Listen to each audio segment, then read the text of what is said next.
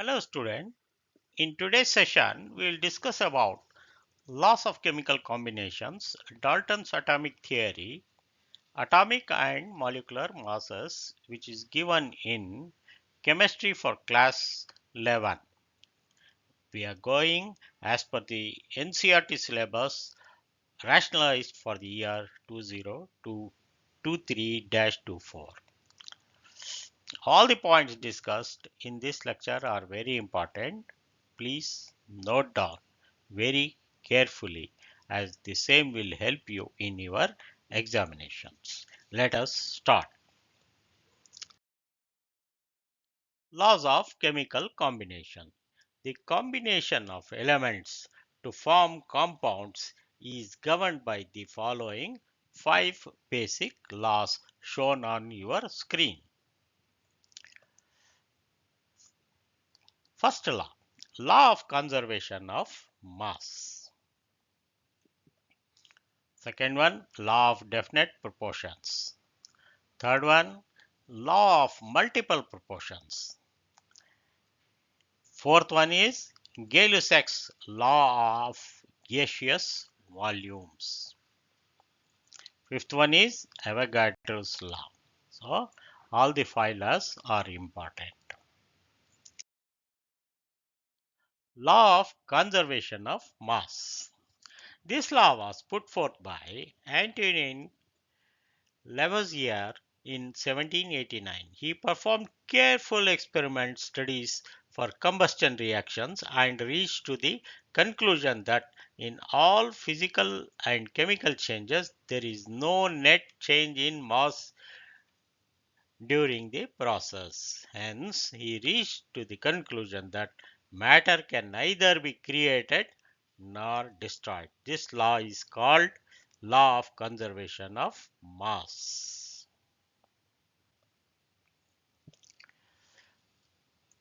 This law states that matter can neither be created nor destroyed. That is, no change is observed in total mass of the substances involved in a chemical change. This law was put forth by Antoine Lavoisier in 1789. He performed careful experimental studies for combustion reactions and reached to the conclusion that in all physical and chemical changes, there is no net change in mass during the process. This law formed the basis of several later developments in chemistry.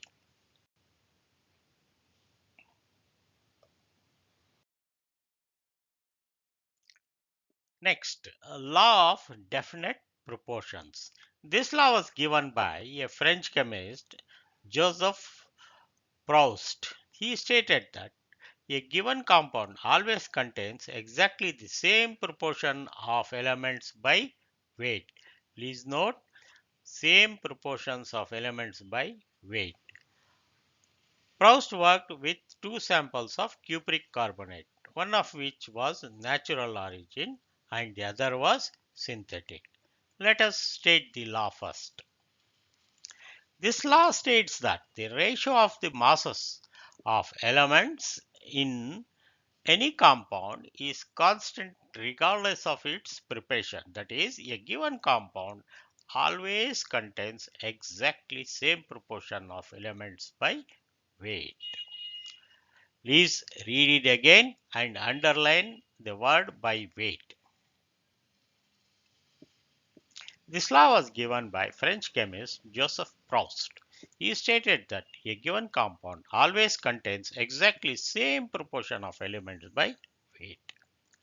Proust worked with 2 samples of cupric carbonate, one of which was natural origin and the other was synthetic.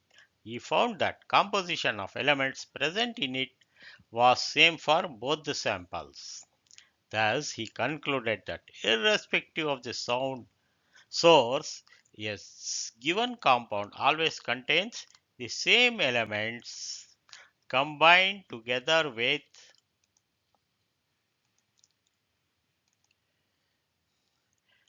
in the same proportion by mass. The validity of this law has been confirmed by various experiments. It is sometimes also referred as law of definite composition. So law of definite proportions and law of definite composition is both one and the same. I will read the last para once again. Thus, he concluded that irrespective of the source, a given compound always contains same elements combined together in the same proportion by mass. The validity of this law has been confirmed by various experiments. It is sometimes also referred to as law of definite composition. This law was proposed by Dalton in the year 1803.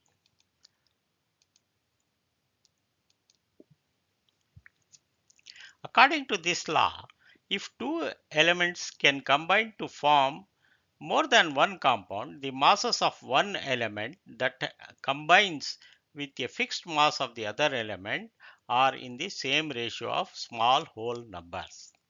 So, please read it, the law given on the screen. According to this law, if two elements can combine to form more than one compound, the masses of one element that combines with a fixed mass of the other element are in the ratio of small whole numbers. For example, hydrogen combines with oxygen to form two compounds. Namely, it can form water or it can also form hydrogen peroxide. So the equation can be written as hydrogen plus oxygen gives water.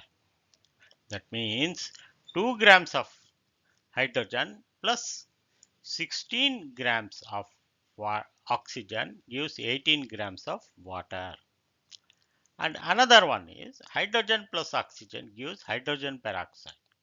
That is 2 grams of hydrogen plus 32 grams of oxygen gives 34 grams of hydrogen peroxide.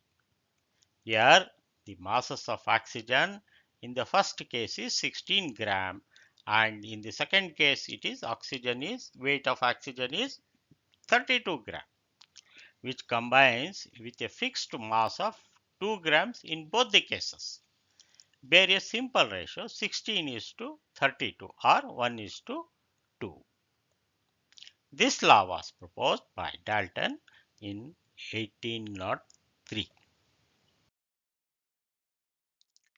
Next law is Gay-Lussac's law of gaseous volume. This law was given by Gay-Lussac in 1808. He observed that when gases combine or are produced in a chemical reaction, they do so in a simple ratio by volume.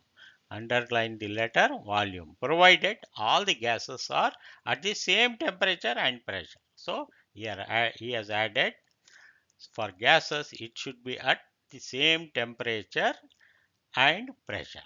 So, it is applicable for gases. So I will read the statement once again, the definition once again. This law states that when gases combine or are produced in a chemical reaction, they do so in a simple ratio by volume. Simple ratio by volume, provided all gases are in the same temperature and pressure. Thus, 100 ml of hydrogen combines with 50 ml of oxygen to give 100 ml of water vapor.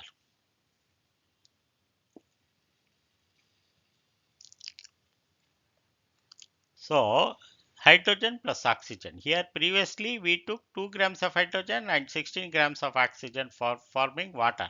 Now it is volume 100 milliliter and combines with 50 milliliter of oxygen and the water we get is 100 ml. Thus, the volumes of hydrogen and oxygen which combine, that is 100 ml and 50 ml, bear a simple ratio 2:1. Gay-Lussac's discovery of integer ratio in volume relationship is actually the law of definite proportions by volume. The law of definite proportions stated earlier was mass. So the previous law was law of definite proportion by mass, and now this is law of gaseous volumes by volume. Please underline the proportion by volume. This law was given by Gay-Lussac in 1808. Gay-Lussac's law was explained properly by the work of Avogadro in the year 1811. So next we will take up Avogadro's law. Avogadro's law. In the year 1811, Avogadro proposed that equal volumes of all gases are same temperature. All gases at the same temperature and pressure should contain equal number of molecules. Avogadro made a distinction between atoms and molecules, which is quite understandable in the present times. If we consider again the reaction of hydrogen and oxygen to produce water, we see that two volumes of hydrogen combine with one volume of oxygen to give two volumes of water without leaving any unreacted oxygen.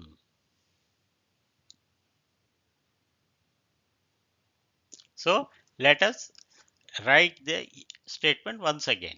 This law states that equal volumes of gases at the same temperature and pressure should contain equal number of molecules. So equal volumes of gases contains equal number of molecules, and the condition is at the same temperature and pressure. As shown in the figure above, each box contains equal number of molecules. Here one box of one volume of hydrogen plus one volume of hydrogen. So there are two volumes of hydrogen and one volume of oxygen combined to form two volumes of water. Two volumes of hydrogen react with one volume of oxygen to give two volumes of water vapor. Avogadro's proposal was published in French journal De Physique. In spite of being correct, it did not gain much support. After about 50 years in 1860, the first international conference on chemistry was held in Karlsruhe, Germany to resolve the various ideas. At the meeting, Stanislaw Cannizzaro presented a sketch of a course of chemical philosophy which emphasized on the importance of Avogadro. So I will repeat the second para. As shown in the figure, each box contains equal number of molecules. So each box has got equal number of molecules. In fact, Avogadro could explain the above result by considering the molecules to be all the molecules are polyatomic.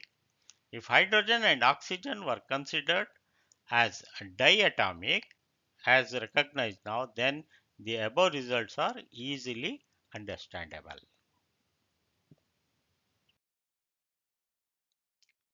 Next is Dalton's atomic theory.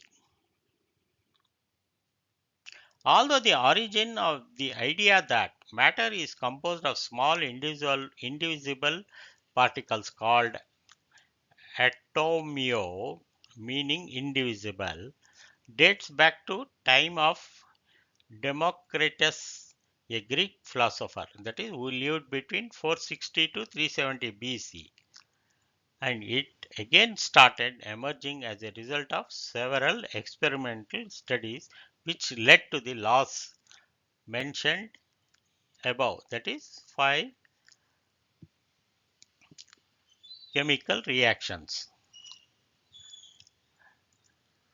In the year 1808, Dalton published a new system of chemical philosophy in which he proposed the following.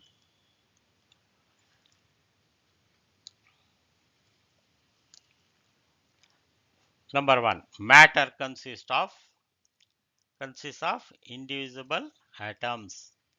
Point number 2. All atoms of a given element have identical properties. So, atoms are indivisible and all atoms have identical properties, including identical mass. Atoms of different elements differ in mass. So, the mass differs from one element to another. Point number 3. Compounds are formed when atoms of different elements combine in a fixed ratio. Fourth one. Chemical reactions involve reorganization of atoms.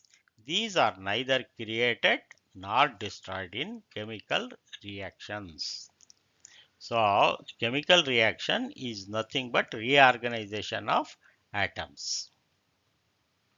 So, Dalton's theory could explain the laws of chemical combination. However, there are two shortcomings. One is it could not explain the laws of gaseous volumes. It could not provide the reason for combining atoms, which was answered later by other scientists.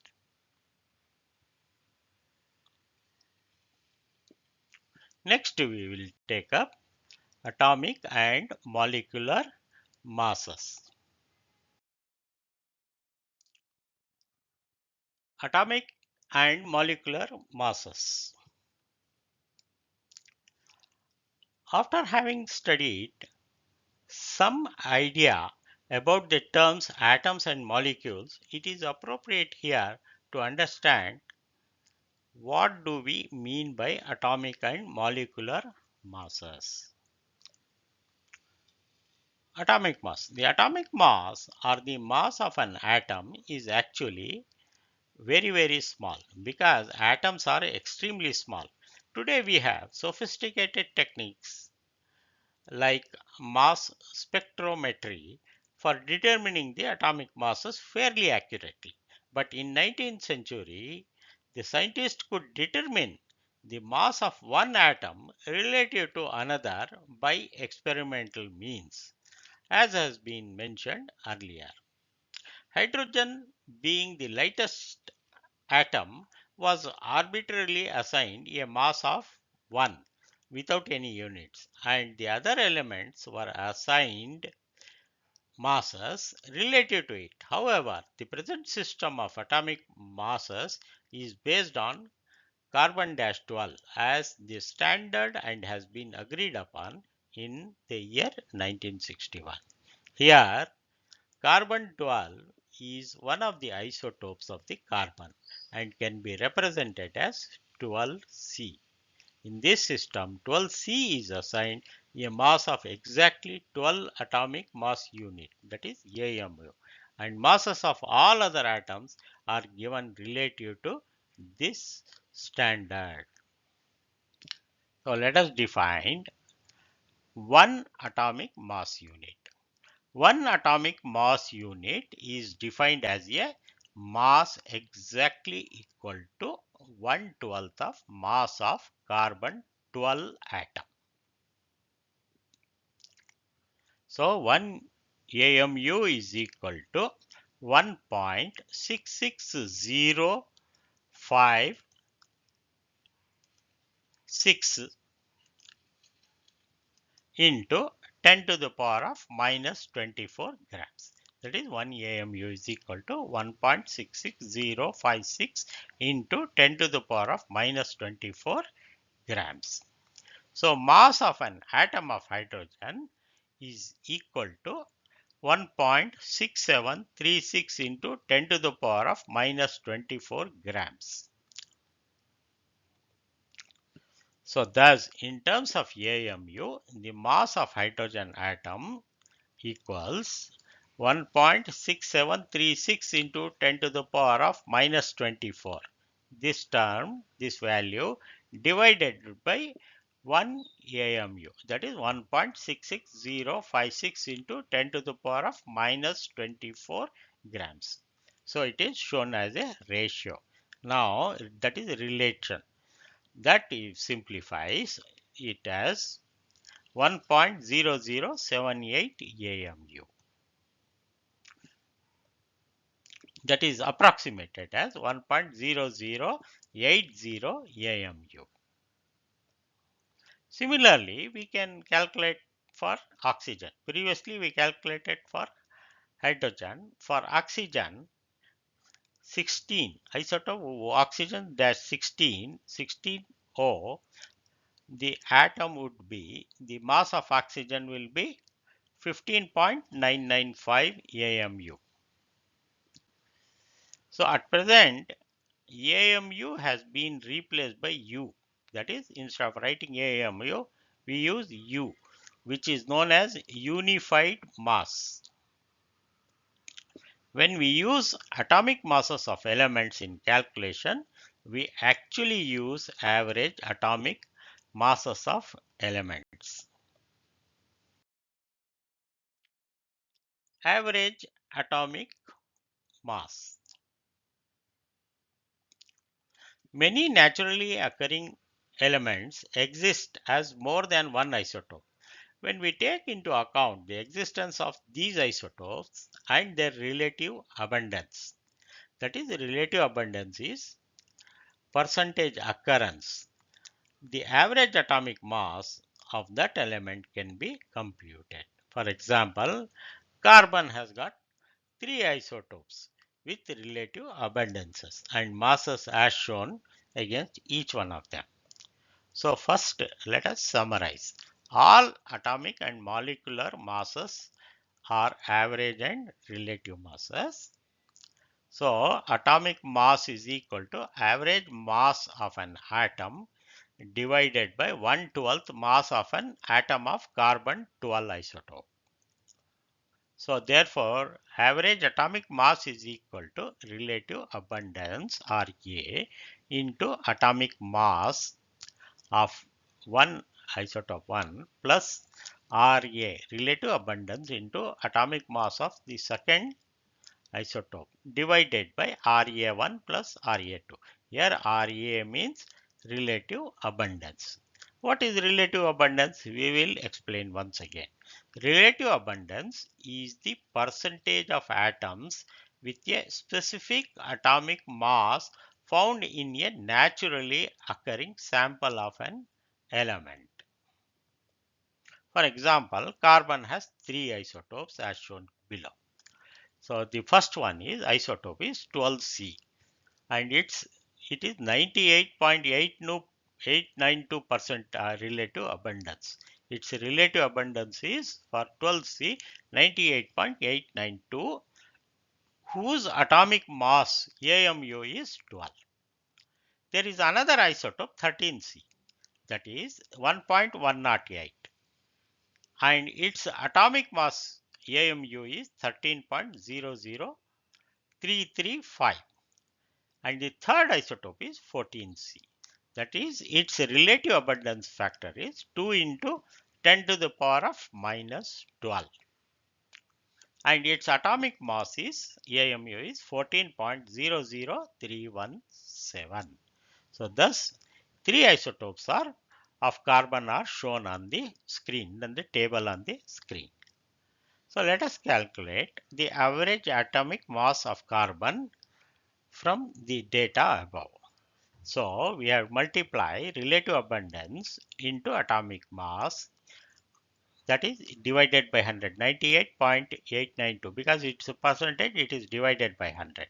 So that factor is 0.98892 into 12 plus 1.108 divided by 100 becomes 0.01108 into atomic mass 13.00335 unit U plus the third one, that is 2 into 10 to the power minus 12 divided by 100 becomes 2 into 10 to the power of minus 12. This minus 12 due to division by 100 into AMU is 14.00317, and the answer is the atomic mass of average atomic mass of carbon is 12.011 U. Similarly, average atomic masses for other elements can be calculated. In the periodic table of elements, the atomic masses mentioned for different elements actually represent the average atomic mass. Next, we will calculate the molecular mass. Molecular mass is the sum of atomic masses of elements present in a molecule. It is obtained by multiplying the atomic mass of each element by number of its atoms and adding them together. For example, molecular mass of methane, which contains one carbon atom and four hydrogen atoms, can be obtained as shown on the screen. So, to summarize, molecular mass is the sum of atomic masses of elements present in a molecule. So, molecular mass is the sum of atomic masses of elements present in the molecule. It is obtained by multiplying the atomic mass of each element by the number of its atoms and adding them together. For example, molecular mass of methane, which contains one carbon atom and four hydrogen atoms, can be calculated as shown below. So, the formula for methane is CH4. So, molecular mass of methane CH4 is C is 12.011 U plus 4 here 4 is 4 hydrogen atoms and atomic mass of hydrogen is 1.008 U. Therefore, if we add it and simplify this on the right hand side, we get the value of molecular mass of methane CH4 as 16.043 units. Similarly, we can calculate for water, whose formula is H2O. So, 2 atoms of hydrogen plus 1 atom of oxygen. 2 into atomic mass of hydrogen plus 1 atomic mass of oxygen. So, substituting the values, 2 into 1.008 U for hydrogen plus 16.00 for oxygen. We get the answer as 18.02 as the answer. Next, we will take formula mass. Formula: some substances such as sodium chloride do not contain discrete molecules as their constituent units. In such compounds, positive sodium ion and negative chloride ion entities are arranged in a three-dimensional structure and are shown in the figure. Please see the figure here on your screen. Packing of sodium positive and chlorine negative ions in sodium chloride is shown here. It may be noted that in sodium chloride, one sodium ion is surrounded by 6 chlorine negative ion and vice versa. The formula such as NaCl is used to calculate the formula mass instead of molecular mass, as in solid state sodium chloride does not exist as a single entity. So I will read once again. It may be noted that in sodium chloride, one sodium positive ion is surrounded by 6 chlorine negative ion and vice versa. The formula such as NaCl is used to calculate the formula mass instead of molecular mass, as in the solid state sodium chloride does not exist as a single entity. Thus, formula mass of sodium chloride is atomic mass of sodium plus atomic mass of chlorine. So, we can write it as 23.0 U, that is for sodium, plus 35.5 for chlorine, that becomes 58.0 16.5 units. So in an ionic compound, molecular mass is also called formula mass. So let us work out a problem quickly.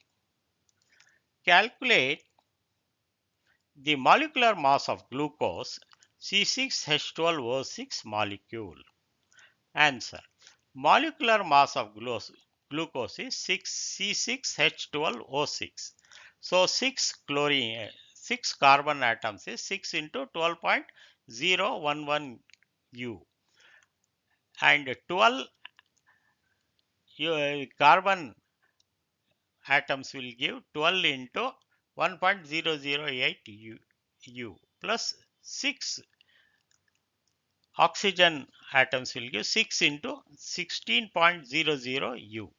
Therefore, 72 point simplifying, we get the answer as 180.162 as the answer. Next, we will take up some of the objective type questions. Multiple choice questions. In this part, a question will be given and the answer lies in the 4 choices that are displayed on the screen. You have to examine and give the correct answer and mark the third column. Let us start and take up the first question. First question appears on your screen. Which of the following statements best explains the law of conservation of mass? 4 options are there. Option A, 100 grams of water is heated to give steam. Option B, a sample of nitrogen is heated at constant pressure without change in mass. Option C is 36 grams of carbon combines with 32 grams of oxygen to form 68 grams of carbon dioxide. 10 grams of carbon is heated in vacuum without any change. So the question asked is law of conservation of mass. So the mass before reaction, combination, and after that we have to examine. Here mass before and after is not given in option A. Before is given, but afterwards it is not given. Simply in B also, nitrogen is heated and it says is heated, it does not mention about the mass. In option 3, that is option C, 36 grams of carbon combines with 32 grams of oxygen to form 68 grams. So the mass before combination is combination is chemical reaction is 36 plus 32, and after is also given. After combination it is 68, that is 36 plus 32 is 68. So before and after words the mass is given. So C is the correct answer and explains the mass, explains the law of conservation of mass, which states that matter can neither be created nor destroyed. That means, and another is there no net change in mass during the process. And C is the correct option, and you please mark it.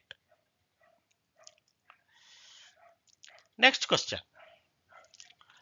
The question number 2. What mass of sodium chloride will be decomposed by 9.8 grams of sulfuric acid if 12 grams of sodium bisulfate and 2.75 grams of hydrogen chloride were produced in a reaction? So he has given a reaction. So 9.8 grams of sulfuric acid and 12 grams of sodium bisulfate and 2 grams were produced in a reaction. So we have sodium chloride is mixed and we have to find the quantity of sodium chloride to get the 12 grams of sodium bisulfate and 2.75 grams of hydrogen chloride. And the answers are given. 4 options are there. Now we have to calculate, and let us do some calculation. So calculation is also shown on the screen in the insert box. So the given reaction is Na plus NaCl, sodium chloride, whose value we do not know, plus H2SO4 gives sodium bisulfate and HCl. So given is x grams. Let us assume the mass of sodium chloride is x grams. H2SO4 is given as 9.8 grams and sodium bisulfate is given as 12 grams and HCl is given as 2.75 grams. So if we write the masses and equate and calculate the value of x, we get the answer as 4.95. Please, this 4.95 is appearing as option C. You please mark it. Next question. Question number 3 appears on your screen. In an experiment, 2.4 grams of iron oxide on reduction with hydrogen gave 1.68 grams of iron. In another experiment, 2.7 grams of iron oxide gave 1.89 grams of iron on reduction. Which law is illustrated from the above data?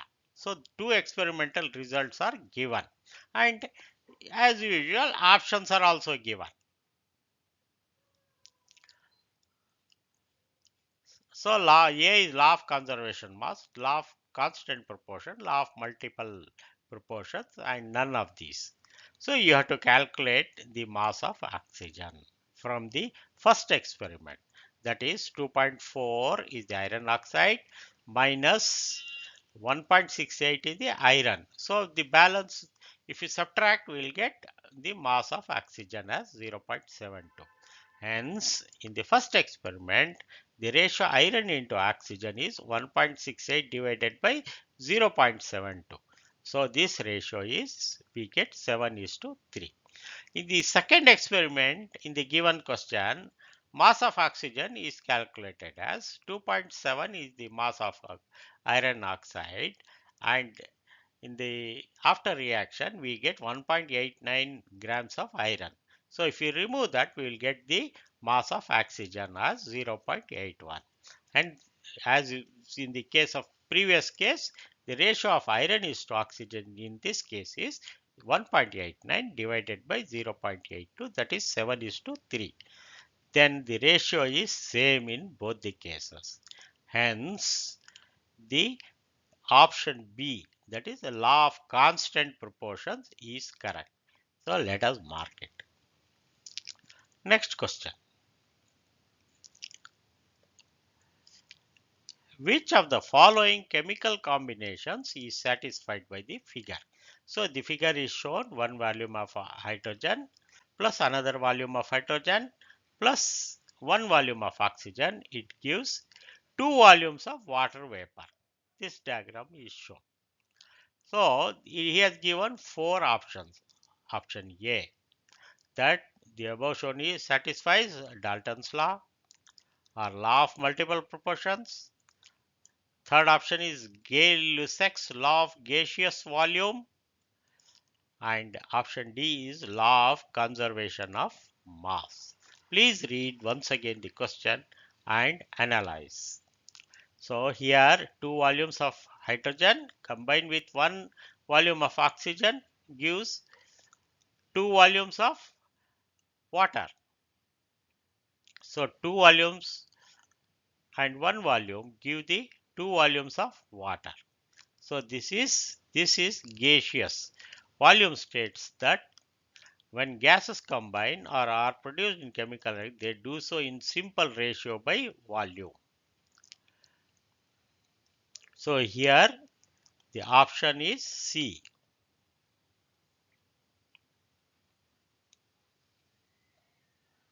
So three volumes give two volumes, the simple ratio.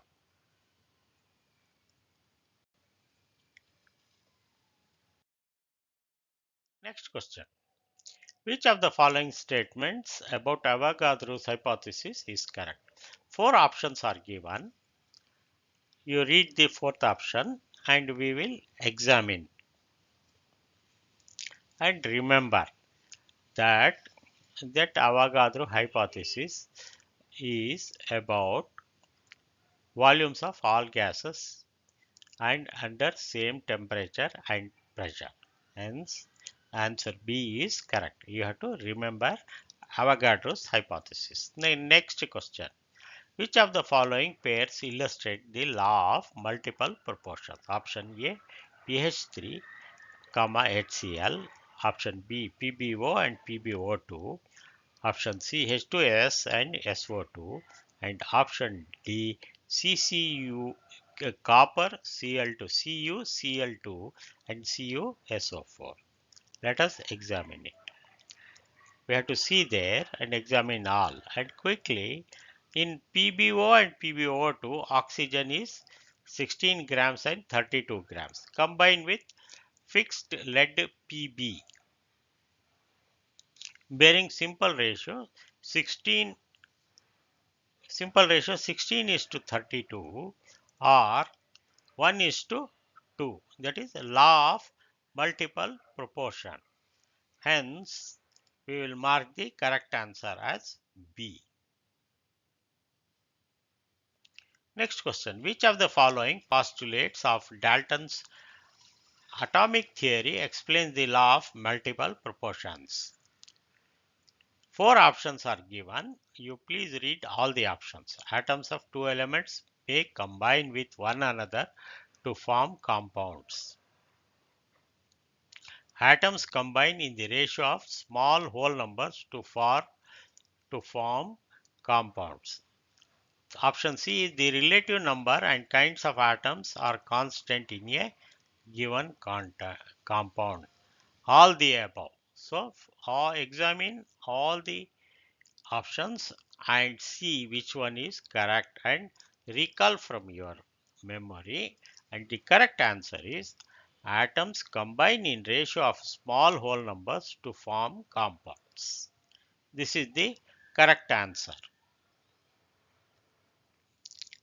Question number 8. The main drawback of Dalton's atomic theory. This also you have to remember. First one, it could not explain the law of gaseous volume. This is correct. It could not explain why atoms of different elements have different masses and sizes. It could not explain how and why atoms combine to form molecules, and all the above.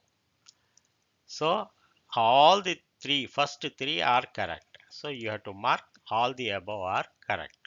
The main drawback of Dalton's atomic theory are option A, option B and option C. Hence all the above are correct.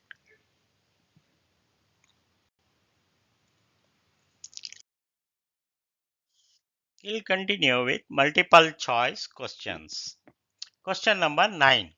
Oxygen occurs in nature as isotopes 16O, 17O and 18O having atomic masses of 15.995 U, 16.999 U and 17.99 U, and relative abundance of 99.763%, 0.37% and 0.200% respectively.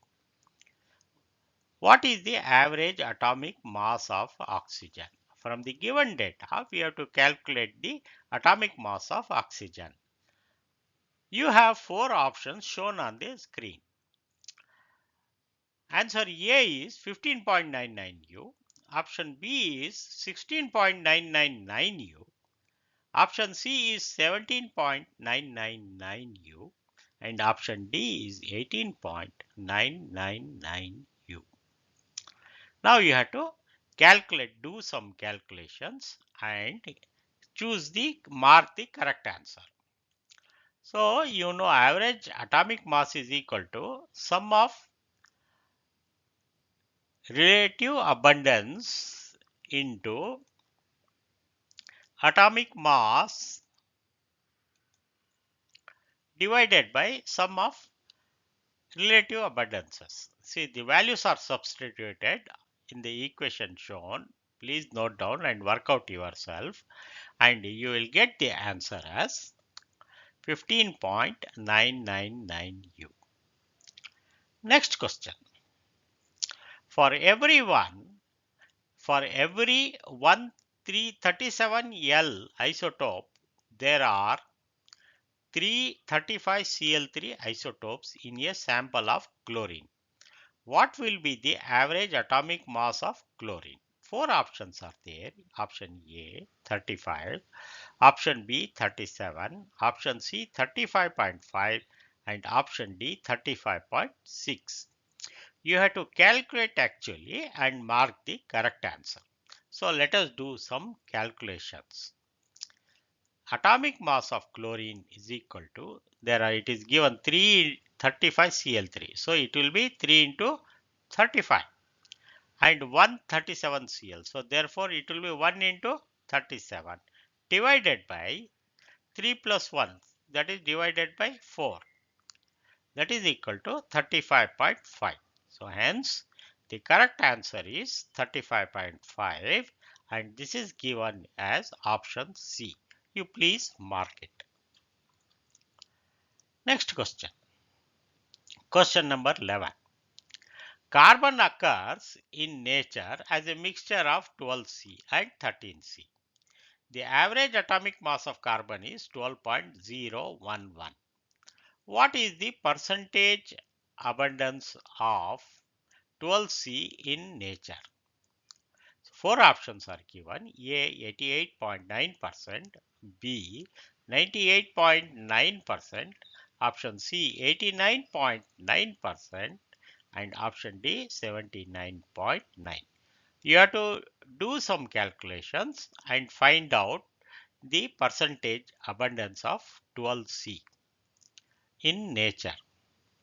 So these calculations are shown on the screen in the insert box. Let the percentage of abundance of 12C be X. Let us assume X.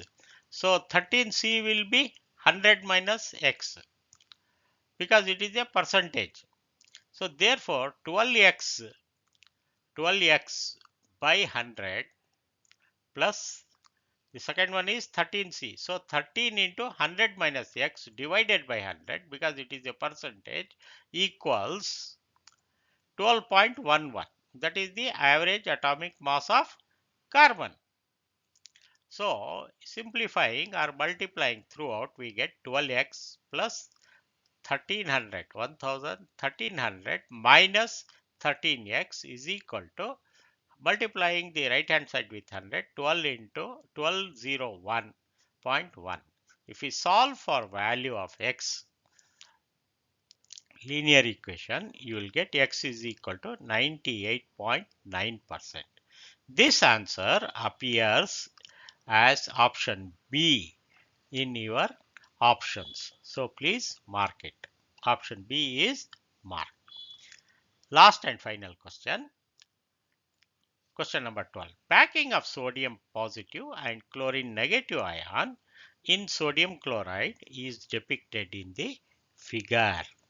This figure is shown here. Choose the correct option regarding the formula mass of sodium chloride. Sodium chloride does not exist as a single entity. And formula mass of NaCl is 68.0 U. Formula mass of NaCl is the sum of atomic mass of sodium and chlorine. Both option A and C. The formula mass of sodium chloride is the atomic mass of sodium plus atomic mass of chlorine. That is 23.0 U plus 35.5 and the value is 58.5 U. So it is B is wrong. So A is correct and C is also correct. So D, option D, both A and C are correct is the correct answer. Please mark it. So with this, we come to the conclusion of section 1.7.